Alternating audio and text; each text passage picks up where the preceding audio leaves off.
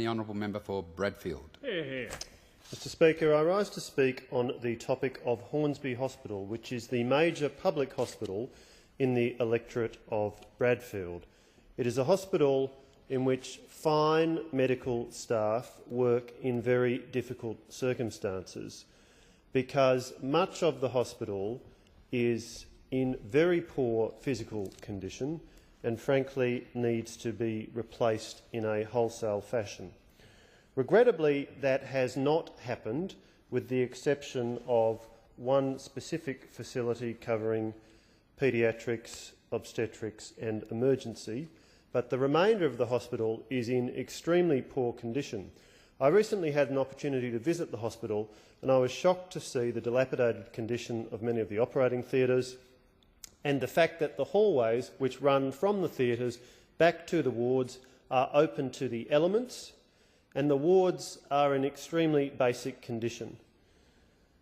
So poor is the physical condition of the hospital that the medical staff are conducting a campaign calling on the New South Wales Government to urgently fund improvements to the facilities there. Just a week and a half ago, I was with the Chair of the Medical Staff Council, 2.5 weeks ago I should say, Dr Richard Harris, in Hornsby Mall, gathering signatures for a petition, and that petition will be presented in this parliament, and I hope to be able to do that in coming weeks. Mr Speaker, it is troubling when one looks at the way that public funding has been allocated for major capital investments in hospitals in New South Wales over the last 10 years. If you look at the hospitals which have received major funding, with only one or two exceptions, there is a very consistent theme in the physical location of the hospitals.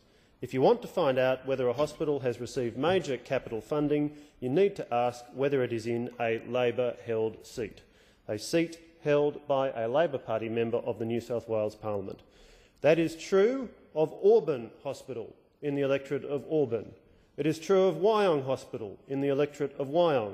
It is true of Campbelltown Hospital in the electorate of Wallandilly, of Concord Hospital in the electorate of Drummoyne, of Prince of Wales Hospital in the electorate of Coogee, of Liverpool Hospital in the electorate of Liverpool, of Royal Prince Alfred Hospital in the electorate of Marrickville, and of Westmead Hospital in the electorate of Parramatta. What is the common theme, Mr Speaker, in all of these hospitals which have received major capital funding?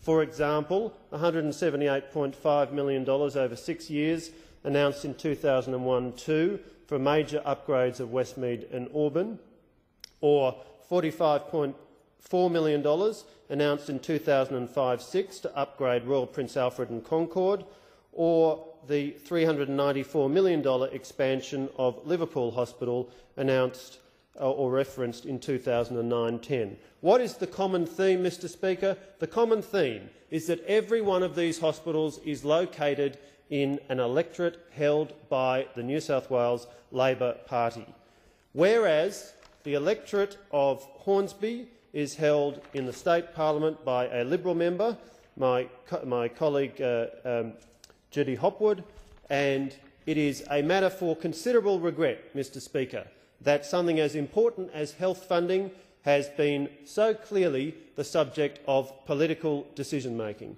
Hornsby Hospital is a major facility which serves hundreds of thousands of people in the northern regions of Sydney, and it is a matter for considerable regret that the people of this area of Sydney have been profoundly disadvantaged because of the political process and the political decision-making criteria applied to the allocation of public funding by the New South Wales Labor government.